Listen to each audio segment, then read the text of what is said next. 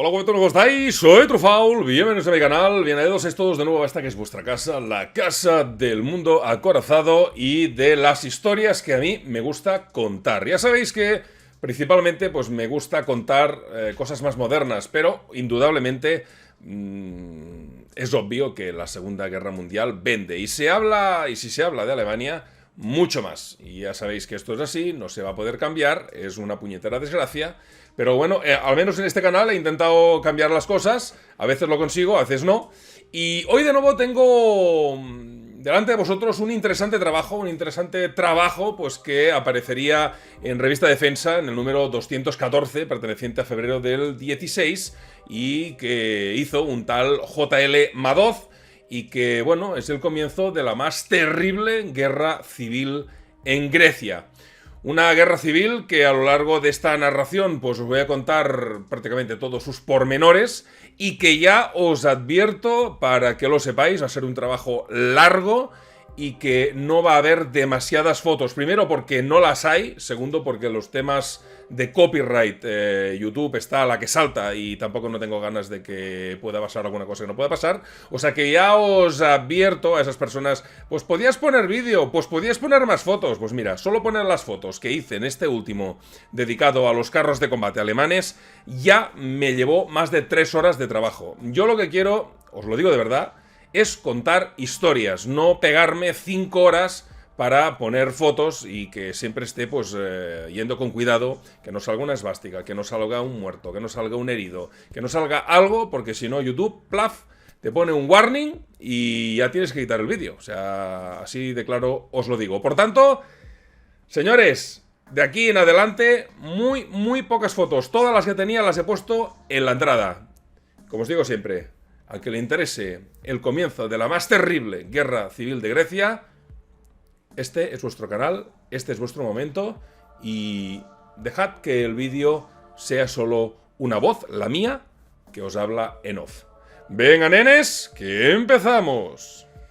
Y es que las guerras civiles entre griegos ocupan un muy grueso volumen en la historia de esta nación. Incluso hay un friso en uno de los templos del conjunto monumental de la Agrópolis, concretamente el de Icteria, que se refiere a una de ellas. Sin embargo, pocas tuvieron la carga sangrienta como la que daría inicio, ahora hace casi 80 años, concretamente el 12 de febrero del 46, y que habría de prolongarse con unas pesadísimas consecuencias de dolor, odios y muerte, un poco al estilo Yugoslavia, hasta 3 años más tarde. Pero esta contienda en realidad se había larvado muchísimo antes, concretamente en tiempos de la Segunda Guerra Mundial, cuando tras la agresión italiana del 2 de octubre de 1940 y la posterior involucración del Tercer Reich alemán en la contienda para evitar que se consumara el desastre de las divisiones tan torpemente enviadas contra Grecia por Benito Mussolini, el país tuvo que capitular ante sus enemigos. Y el rey Jorge II huiría a El Cairo bajo la protección de los ingleses, y la dictadura del primer ministro Metaxás, con la que la monarquía estuvo indeseablemente comprometida, fue barrida por los acontecimientos y durante algún tiempo daba la impresión de que los helenos no iban a salir del estupor en el que les había envuelto a la derrota. No obstante, en el verano-otoño del 41, una voz nueva empezó a cobrar protagonismo. Se trataba de los andartes, es decir, los guerrilleros. Y es que en 1944 hay el primer estallido. Como en la vecina Yugoslavia o en la lejana Francia, la resistencia no se argumentó sobre una única, ¿cómo os lo diría?, fuerza, sino que nacieron dos ideológicamente muy enfrentadas. Una era de carácter de izquierdas y con, además, un claro predominio comunista, y el Frente de Liberación Nacional, o EAM, que tenía por brazo armado el ELAS. Entre sus metas estaba, lógicamente, o por supuesto, la lucha contra los italianos y alemanes, pero también impedir el retorno de la monarquía y borrar todas las huellas del régimen autoritario impuesto a Grecia durante tantos años por Metaxás. El otro grupo insurgente era la Unión Nacional Griega Democrática, o EDES, que, bueno, fueron a converger allí pues gentes que auspiciaban el retorno del rey, Jorge II, y a las que podía definirse acertadamente de claramente conservadoras. Aunque los andartes, tanto los del ELAS como los del EDS, alardearon de haber causado daños muy graves a los ocupantes, los que ocupaban el país, Pues creo que estos fueron muy comedidos, entre otras razones porque bien pronto se dedicaron a matarse entre sí, recurriendo en ocasiones a tácticas realmente mafiosas, como a la que le iba a costar la vida al coronel Psarros, jefe de una de las fracciones que había ingresado en la EDES. Una mayor virulencia, pero dentro de perfiles de agresividad un poco más bajos, tuvo lugar después de la rendición incondicional de Italia el 8 de septiembre del 43, pero cuando las tropas de este país abandonaron grandes cantidades de armas y equipos, incluyendo auténticos montones de plumas, posiblemente provenientes de alguna gallinácea, con las que adornaban sus gorros y cascos, que pasarían de inmediato a manos de la guerrilla. El 18 de octubre del 44, el crucero Aberhof, llevando a bordo el jefe del gobierno provisional, Papandreou, entraba en un puerto griego y el retroceso de los alemanes hacía presagiar la proximidad de la victoria. Ese era el momento tan esperado por todos los andartes, los de izquierdas y los de derechas, para hacer carne de sus ideales políticos y materializarlos con la conquista del poder, que es lo que ambos ansiaban. Pero también las nuevas autoridades, en su mayoría llegadas desde el exilio, habían dicho que no estaban dispuestas a que otros les volvieran a imponer lo que pensaban, y por ese motivo el 2 de diciembre del año citado ordenarían la disolución inmediata de tanto el EAM como los ELAS y como los ADES y sus grupos armados. La respuesta inmediata del ELAS fue la convocatoria de una tumultuosa manifestación en Atenas al día siguiente, que se saldó con 28 muertos y una infinidad de heridos. El día 3 estallaba una huelga general a la que vendrían a dramatizar los primeros choques entre las tropas británicas, en su mayoría pertenecientes a la cuarta división de la India y movilizadas a favor del gobierno y del ELAS. Y pese a que Stalin no estaba dispuesto a apoyar a sus correligionarios griegos, puesto que ya había aceptado entre sus acuerdos entre Churchill y Roosevelt que Grecia quedaría en el campo de los aliados occidentales y no en el que se había autoconcedido en la Europa oriental, aquellos pisaron el acelerador hacia la conquista del poder.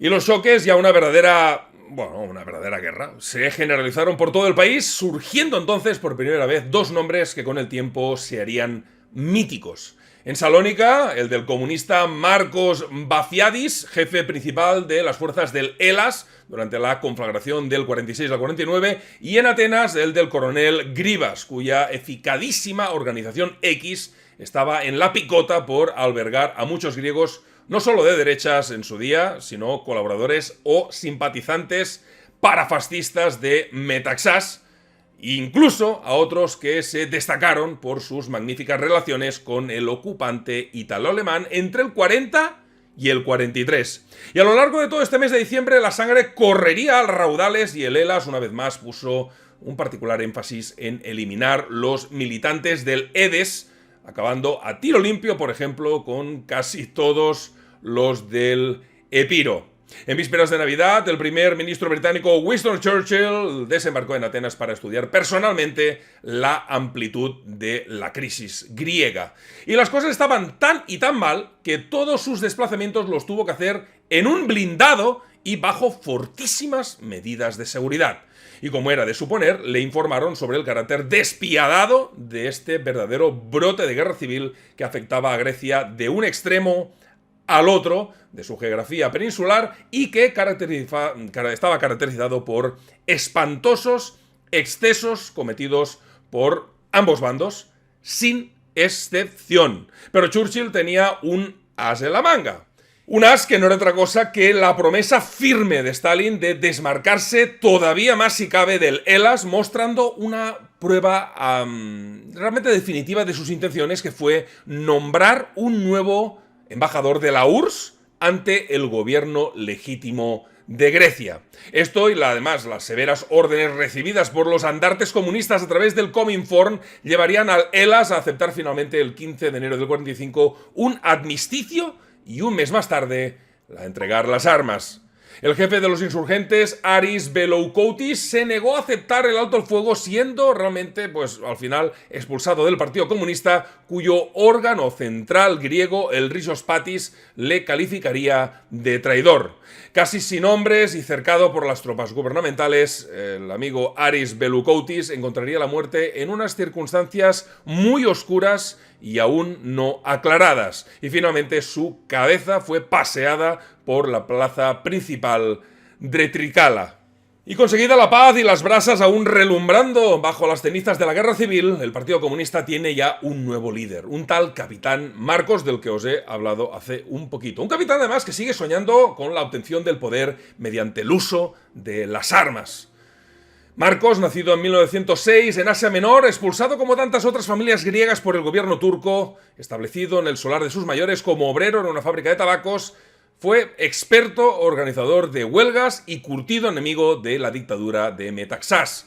Y el 12 de febrero del 46, la dirección del Partido Comunista le encarga que prepare el nuevo alzamiento, resucitando así al Hellas. Un hombre, además, que demostraría tener un sentido muy agudo de lo que tenía que hacer, de la natural organización y de saber exactamente dónde estaba y cuál era el terreno que le rodeaba. Y todo esto junto a tener muy presente, saber o ser un claro dominador de las tácticas guerrilleras. Lo primero que hizo además sería establecer un cuartel general en una escuela de cuadros del partido en Bulques, en la Yugoslavia, antigua Yugoslavia, y disponerlo todo para la guerra, contando además con importantes bases en la retaguardia establecidas, como os he dicho, en Yugoslavia, pero también en Bulgaria y, por supuesto, Albania. Y respecto al teatro de operaciones, sus ideas eran absolutamente diáfanas. En una zona con escasas carreteras, llena de caminos de mula, siendo estos además los ejes de transporte más utilizados, y todo esto estando además rodeado de altas montañas calcáreas y de extensísimos bosques muy frondosos, pues lo que tenía claro es que todo esto invitaba a poder empezar una lucha larga de guerrillas y que además podía ser muy, muy efectiva. Y por parte del ejército, pues el gubernamental, pues este era muy, muy débil. Lo que además, pues llevaba que la defensa del orden constituido fuera pues descansando sobre los hombros de la gendarmería, una gendarmería que era fácilmente, ¿cómo os lo diría?, no tan solo atacable, sino destruirla en un primer golpe, en un primer ataque. Y en efecto, los primeros golpes, los primeros ataques que se lanzan sobre los gendarmes, pues bueno, pues no les queda otra cosa que huir del campo y refugiarse en las grandes ciudades.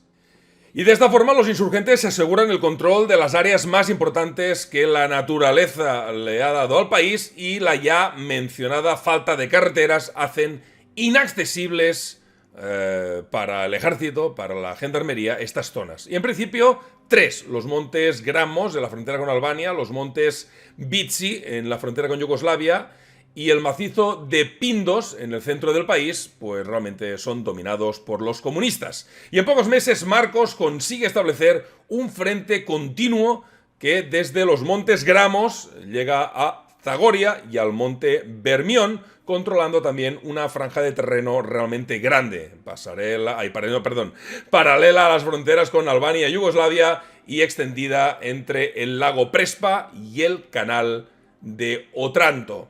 Fuera de estos auténticos santuarios, grupos muy bien armados de entre 80 y 200 hombres controlan las aldeas, tienden emboscadas y en suma hacen omnipresente el fantasma del Hellas, y por si fuera poco, una red informativa compuesta por unos cuantos miles de individuos, la IAFACA, bueno, proporciona noticias puntuales de cuanto interesa al cuartel general de la rebelión, que, bueno, de tanto en tanto el OPLA se encarga de cometer atentados entre las ciudades, falleciendo en uno de ellos el ministro de Justicia, Ladas. Enfrente solo hay, como os he dicho, un ejército mal equipado, mal adiestrado y con una bajísima moral que intenta vencer una guerrilla o una guerra de guerrillas con métodos de lucha convencional, lo que se traduce en continuos fracasos y continuas pérdidas, no tan solo de equipo, sino de vidas humanas.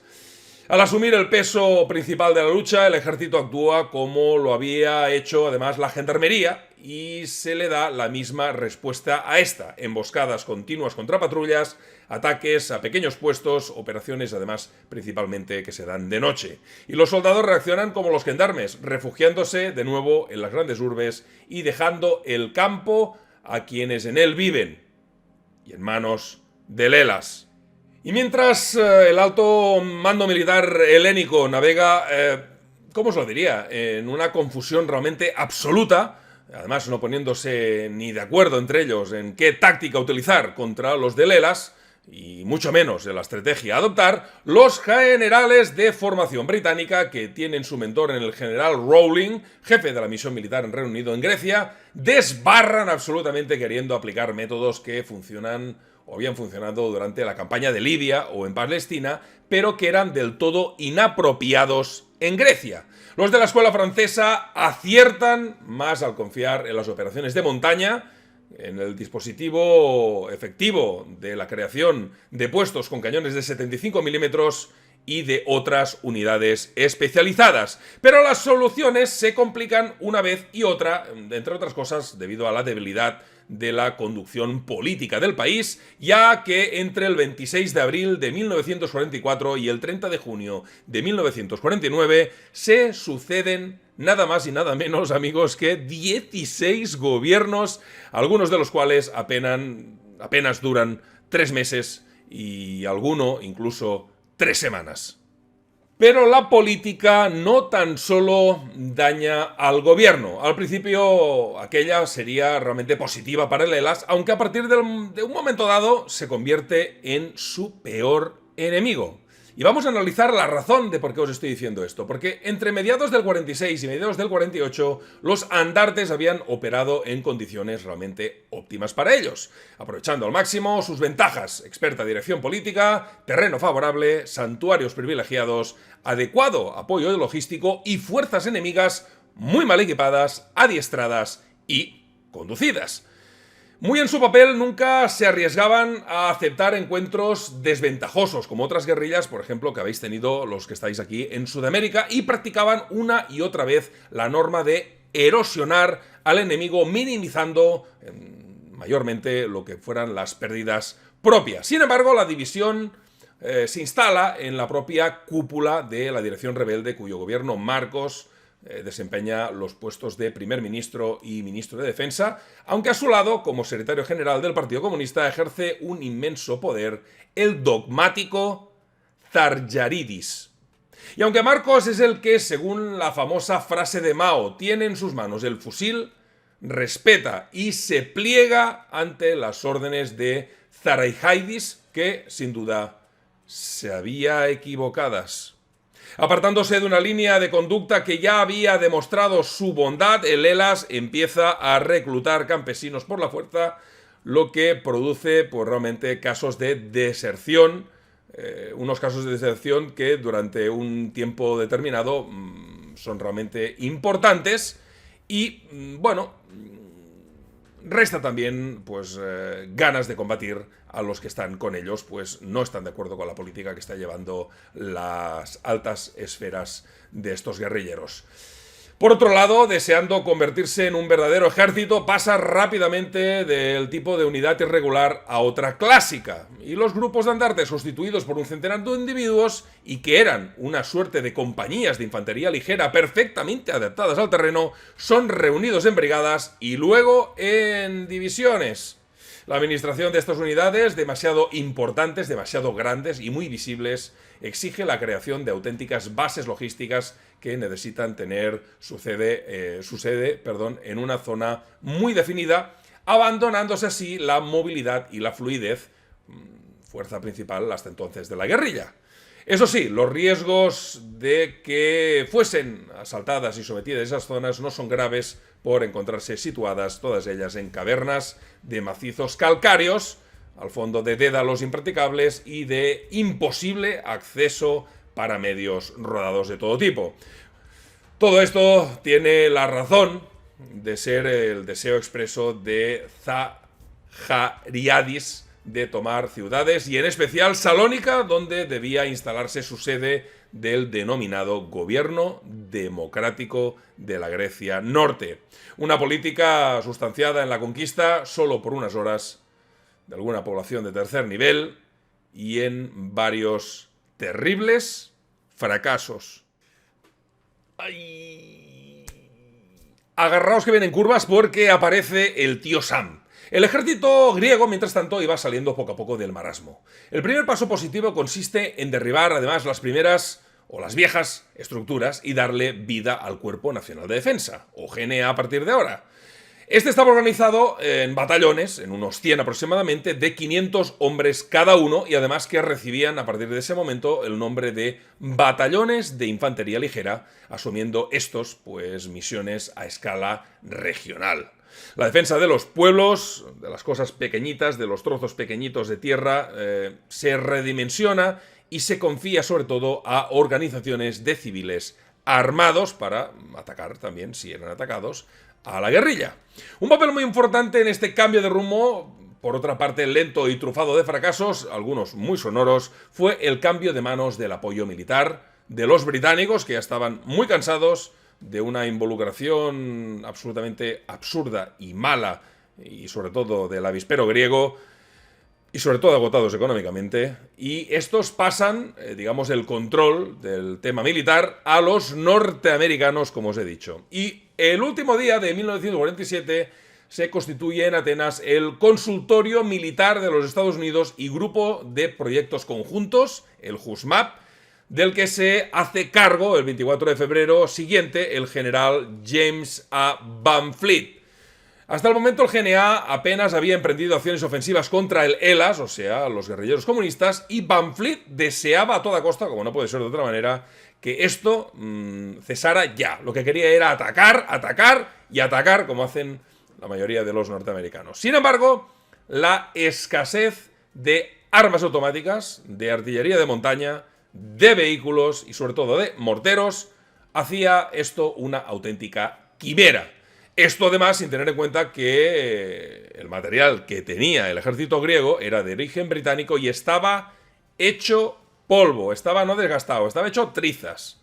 Van Fleet además aquí tomó la firme decisión de reequipar completamente con material norteamericano 3 divisiones de Grecia, dejando que las otras pues siguieran con la mierda británica, y este también aceleró también el entrenamiento del personal, incrementando el envío de aviones, así como la formación de pilotos de los propios Estados Unidos.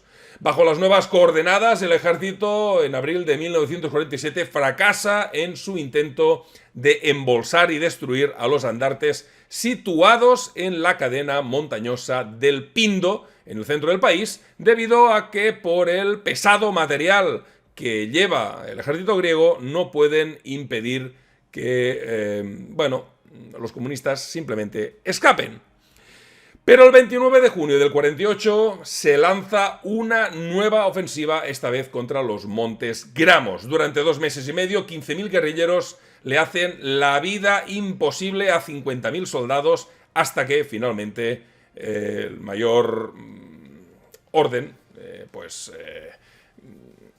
los guerrilleros deciden pasar la frontera hacia Albania y de allí a Yugoslavia y reaparecer al poco tiempo en los montes Vitsi. Y el GNA fue a por ellos, va a por ellos decididamente una vez más, sin resultado alguno. Y estas victorias defensivas le habían insuflado realmente moral a Lelas y a sus seguidores en el resto del país, con lo que los actos de terrorismo y de guerrilla ensangrientan de nuevo a nivel nacional y especialmente el Peloponeso. La situación se torna realmente crítica y la desmoralización campa por todos lados. Se temía además que la incertidumbre y la prolongación de la lucha, la miseria, la desesperación, auxiliasen finalmente a los insurgentes, pero la opinión pública realmente se equivocaba de medio a medio. En primer lugar, las fuerzas del ELAS pues estaban perdiendo dinamismo como consecuencia de su prematura militarización. Después sus santuarios estaban encontrando que en las zonas áridas donde estaban pues no tenían apoyo alimenticio y cualquier cosa que tenían que hacer debían, bueno, pues proporcionárselo los vecinos, pues que estaban más afines o que trabajaban para ellos, que eran más afines, digamos, a los comunistas, por decirlo de alguna manera, ¿eh? Y lo que hace del Pindo y al Peloponeso realmente especiales es, bueno, allí se utilizan mucho los mulos. Sí. Los vehículos no se usan nada, se utilizan los mulos. Y hasta ahora eso no es fácil de entender por parte de unos aviadores, pues que, claro, pues no saben qué hacer y al final pues lo que están haciendo es ametrallarlo todo. O sea, cualquier cosa que se mueve, lo matan. Claro, no tan solo se llevan guerrilleros por delante, se llevan hasta todos los rebaños de abejas, de vacas, todo lo que encuentran lo ametrallan. Es una cosa realmente increíble, pero cierta. Además ya era efectiva la presencia de una fuerza extremadamente dinámica, los comandos cuyas hazañas publicitaban al máximo la prensa y que creaban, junto a otros cuerpos, un positivo estímulo de emulación. Hay que tener en cuenta que para entender la magnitud del problema que suponía la ayuda a los santuarios más aislados de todos de los guerrilleros en el centro de Grecia, se precisaban, ojo, de 50 a 100 cargas de mula al día. Pero pese a todos estos inconvenientes, la guerra civil se había prolongado mucho, demasiado en el tiempo. Y de no ser por un hecho político ajeno a los andartes, pues esto no hubiera terminado nunca. Y realmente este hecho político fue fatal para ellos, ya que el 28 de junio de 1948 Moscú y Belgrado rompen sus puentes. Stalin acusa a Tito de desviacionismo político, abriéndose una profunda sima, la primera que ocurre en el bloque comunista. Y a un lado de la barricada quedaron los de los amigos del ELAS, con Bulgaria y Albania, y en el otro la estigmatizada Yugoslavia. Ni unos ni otros iban a encogerse de hombros y dejar que los comunistas griegos siguiesen con su lucha sin posicionarse antes, de manera nítida, en lo ideológico. Marcos, que tenía en cuenta sobre todo las exigencias militares, escogería el naipe de Stalin. Pero de momento, y sintiendo como el suelo les temblaba bajo los pies, la guerra continúa y con ella más que nunca la obstinación de Zahardiris para conquistar algún importante núcleo urbano que a Marcos pues seguía afirmando que la única posibilidad de supervivencia de la guerrilla radicaba en no exponer en demasía sus fuerzas en campo abierto. Bajo la presión del primero, los andartes se desangran en acciones espectaculares que conducen finalmente a la ocupación por unas cuantas horas, a lo máximo de días, de Siástica, Bulgareli, Cardista, Nausa y Karpenisi.